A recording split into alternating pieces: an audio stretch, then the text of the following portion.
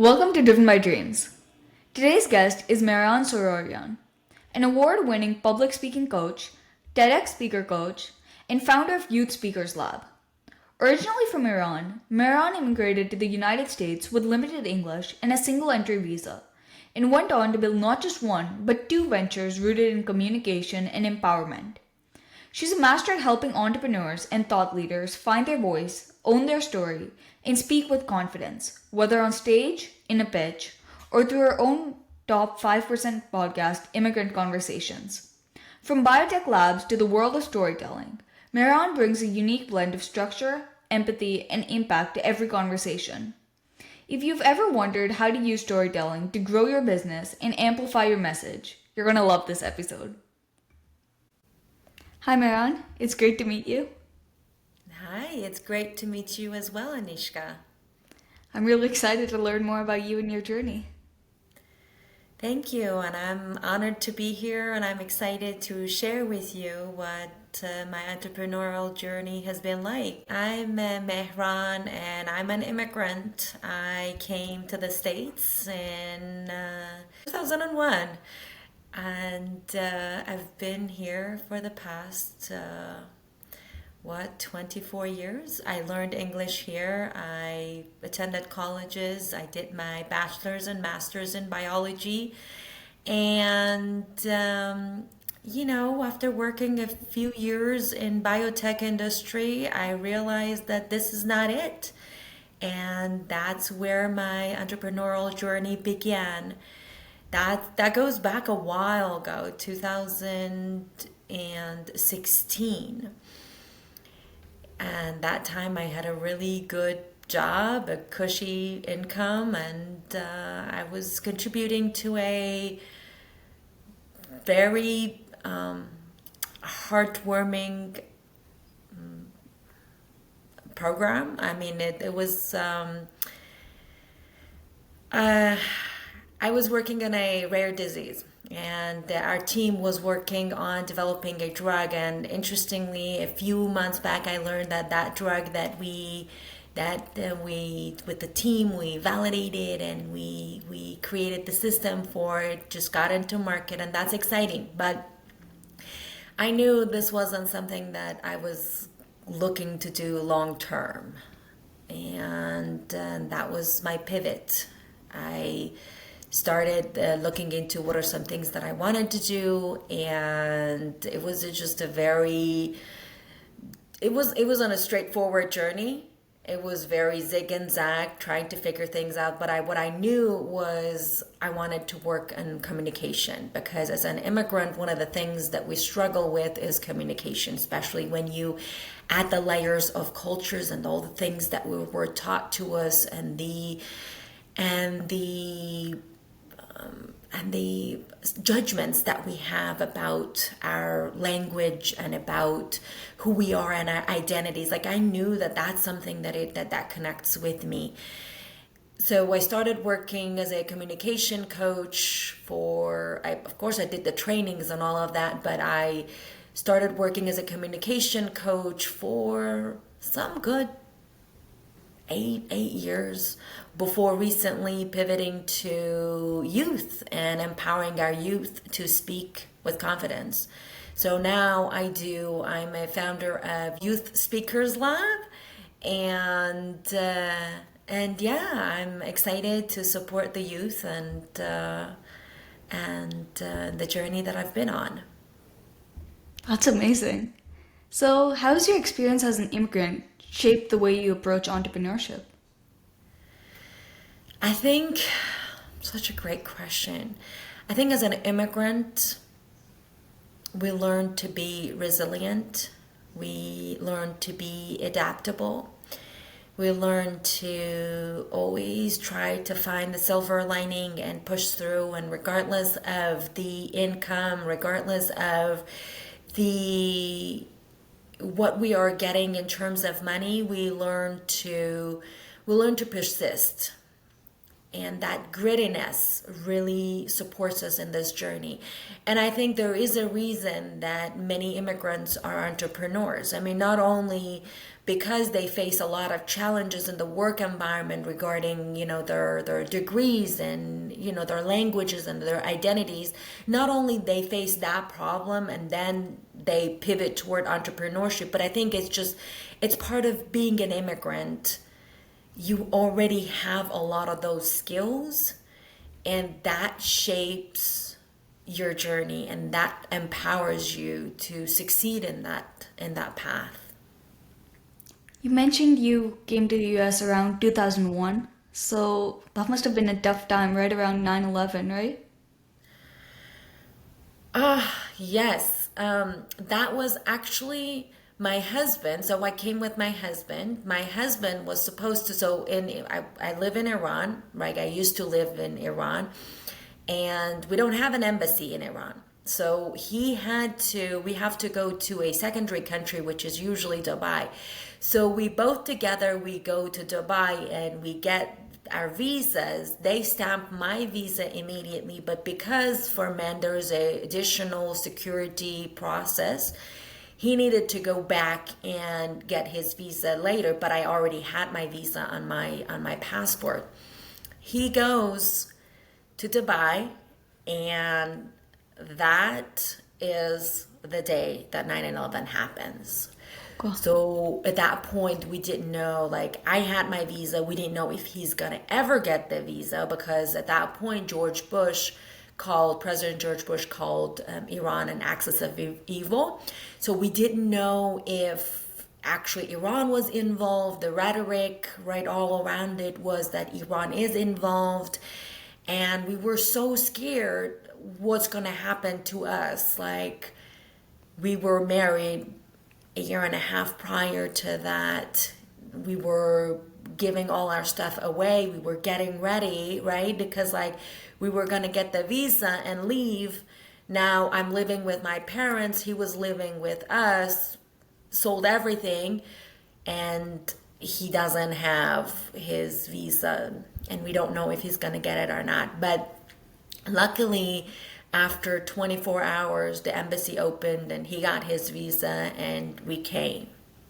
But yeah, I mean, good catch. I mean, that's just probably one of the many challenges you faced as an immigrant, right?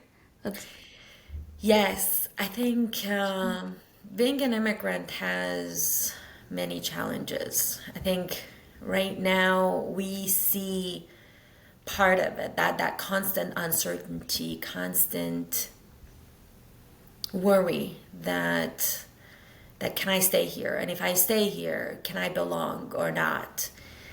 And that's a challenge that most of us immigrants face. And I think even for the generations after, even they might face it. But again, with it comes the grittiness, comes the resilience. Not always it's a good thing to have those, because it means that you have gone through a pain.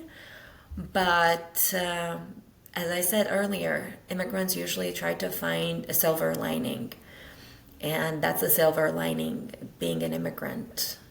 Yeah, both my parents are immigrants as well, so I've seen that in them. Yes. You help people transform lived experiences into powerful stories. So, in a business context, how does storytelling help build trust and connection with an audience?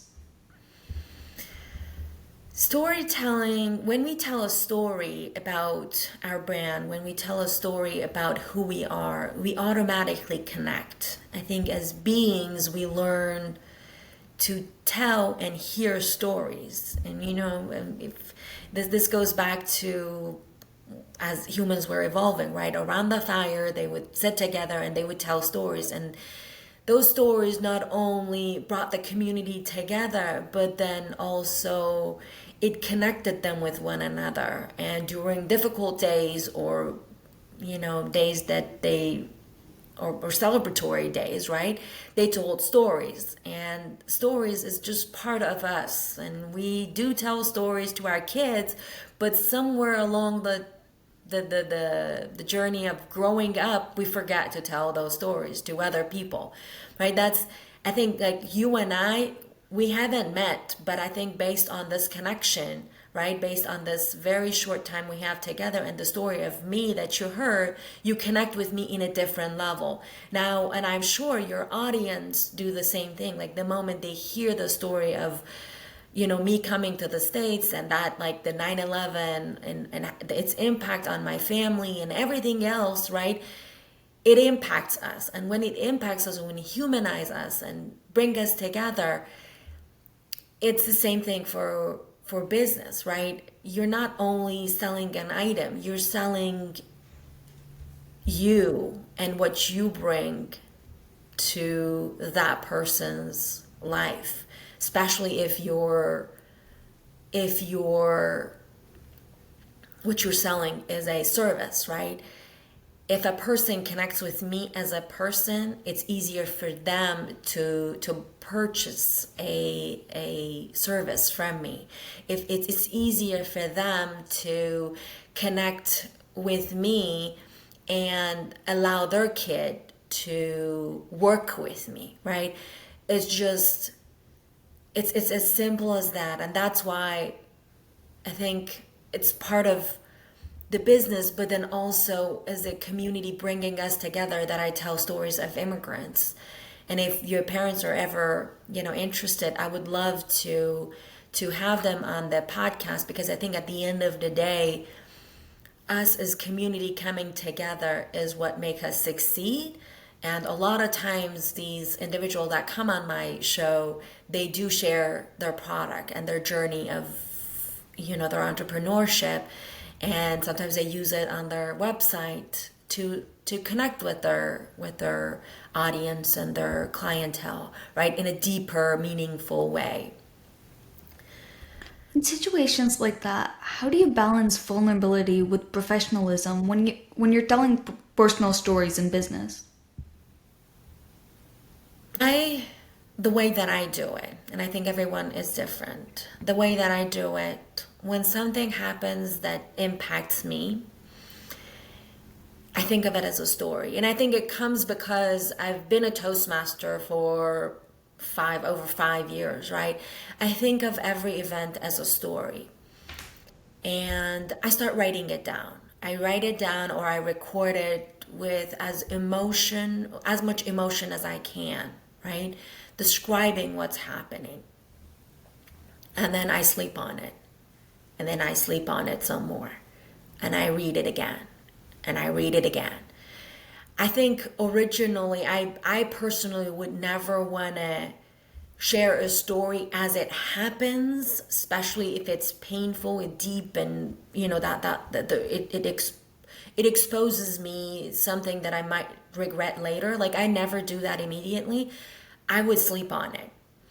And if I slept on it and I went back and I edited and I took part of it out and I understood my own emotions, and I would still see a value in putting it out there for either awareness, education, or someone getting to know me a little better, I would put it out. If not, I just set it aside, because to me, if it doesn't serve any of those purposes, there's no reason for being vulnerable, right? And I would keep those stories and I would repurpose them, you know, some other time, maybe once I go back and reflect on it and I find a way to bring awareness, education, or connect it with my brand and who I am, right? But I won't just spit it out as it happens. Well, thank you so much for sharing that. I know a lot of people face a problem where they're either too vulnerable in the moment or they're too closed off and people can't connect with them. So that's a great balance. So thanks for sharing that. Yes. What role does storytelling play in helping entrepreneurs differentiate themselves in a saturated market? I think it goes back to what we just talked about. I think when you when someone hears my story, when they hear, the struggles that I went through in a deeper, more meaningful way, when they know, for example, that I am an immigrant advocate, when they know that I tell immigrant stories, when they know that as an immigrant what I went through, right? When they know that, for example, I serve the community, right? And I tell all of those as stories, right? And when I share that, I serve the community in deep, meaningful ways, I was an entrepreneur, I empowered other entrepreneurs, then among other people, they look at me and they say, she got me.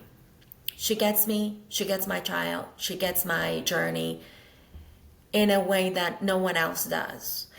And that helps us, right? Because not everyone is going to be our clients. I think early on in our journey, we see everyone as a potential client, but not everyone is a client. There can be a potential client once they build that trust, but they're not always, that client. A great example that was shared with me long ago and it resonated with me was the story of coffee. I mean, I like a certain flavor of coffee. Someone might like Folgers, like in a can, get it from Walmart. No problem with that, right? Someone else likes to get it from a local coffee place, right? That they roast their own coffee and it comes from a special place. No problem with that. They get it and they grind it and they make their own coffee. And I think when you think about every client that you're going to have in your entrepreneurial journey, if you think about it as that cup of coffee and the journey of it getting to your hands, right? You understand the importance of the story. Like I am not that Folger, cup of coffee. I might be that, somewhere in between. And once the person know what flavor I am through the stories that I share, then they're gonna purchase that cup of coffee. But if I'm not their flavor, right?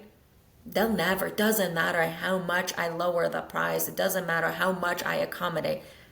I'm not gonna sell, right? And by the way, that took me years of figuring this out, and I still figure it out because entrepreneurship is not an easy way. It definitely requires a lot of resilience and adaptability, like all the things that we talked about earlier, right?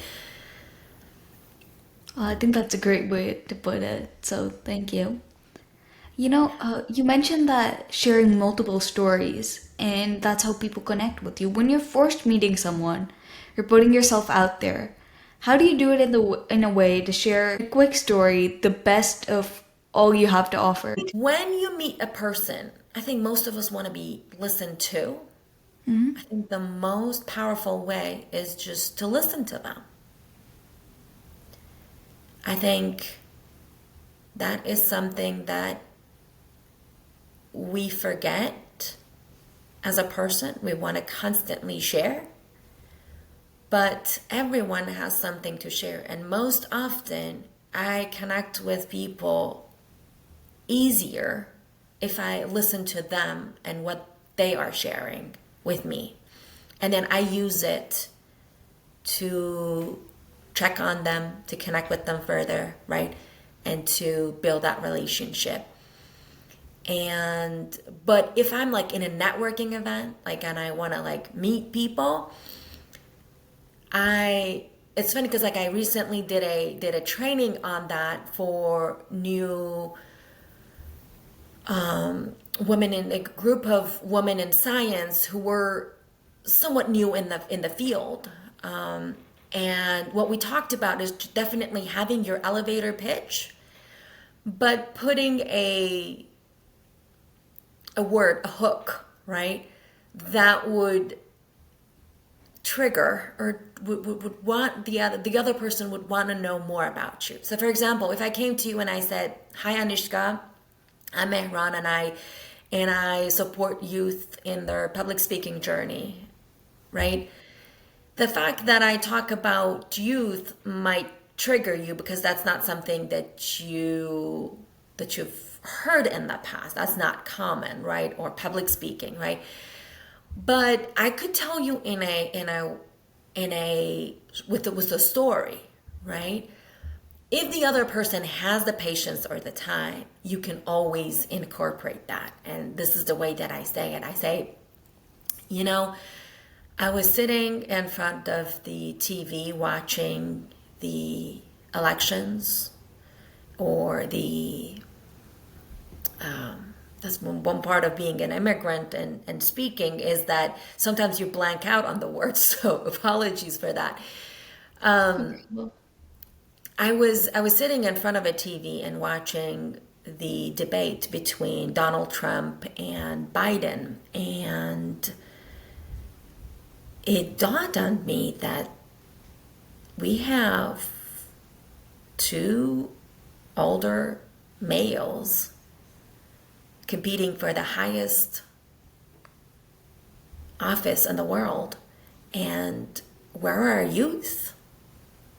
Why do we not have them representing their group, their tribe, and how are these people are going to help our youth build a world that fits them?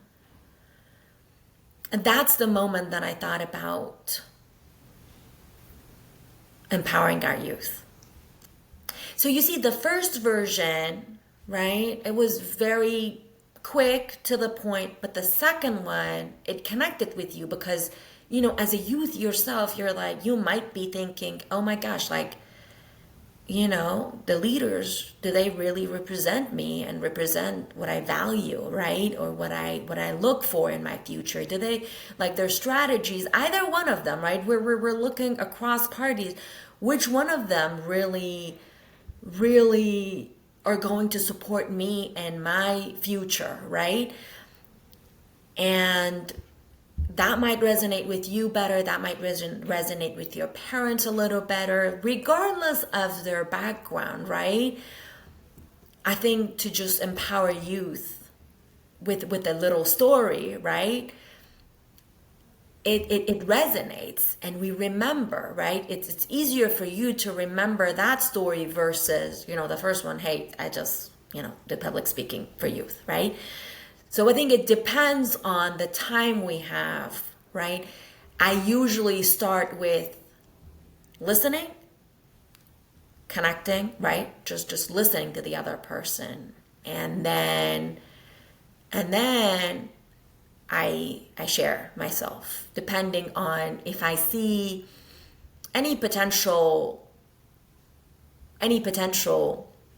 collaboration, work, or any connection. Like we might not be a good connection at all, and you'll know after you listen to that individual. But if it is a good connection, then I would share more, and then I invite them to have a coffee so that relationship can deepen a little bit. Did that answer your question? Yeah, that did. Thank you. So what are some specific exercises or habits entrepreneurs can adapt to strengthen storytelling over time? To strengthen storytelling, I think being part of community is not only helpful as an entrepreneur, but then also a speaking community, right? Because you constantly want to speak as an entrepreneur. You want to speak about your brand, whether that's through your blogs, whether that's through your public speaking, or talking to individuals. Like you gotta stay in community and speak about yourself and your brand and all that you bring. So community is huge for an entrepreneur, and most often our journey starts in our rooms, in our garages, in our spare bedroom, and we isolate ourselves, and that is very tough. It's doable, but it's very tough. So I definitely encourage you and your audience to have their community, to build their communities. And if that is and it can be like multiple communities, it doesn't have to be one, right? All these different communities, right? And have one that supports your speaking skills, because you constantly need to tell stories. You constantly need to improve those skills, right? I've been a Toastmaster. I won like multiple awards. I do like coach TEDx speakers, but I still attend my weekly Toastmaster meetings, and I continuously improve that skill, right? So whether you can, attend Toastmasters, great, do it. If you cannot, if you're not under the, over the age that Toastmasters allow, then finding speaking communities and speaking regularly, that is critical to an entrepreneur, youth entrepreneur especially, because I think your generation have a unique way of approaching communication. While that is amazing and interesting, and it definitely brings a new approach, to communication. But to be able to communicate with a larger audience, you need to have, people of different backgrounds, different ages, right? And I think creating those communities that you can speak, and it's safe for you to give feedback and get feedback, right? It's critical. Well, thank you so much for sharing that, Mehran. I think this is a good place to start wrapping this up. So, do you have any final words of wisdom? You ask all great questions. I think a world where we are is in a place that really needs youth like yourself that are stepping up and leading in your own ways, educating, training, connecting. And I am a deep believer in your power to change the path we're in.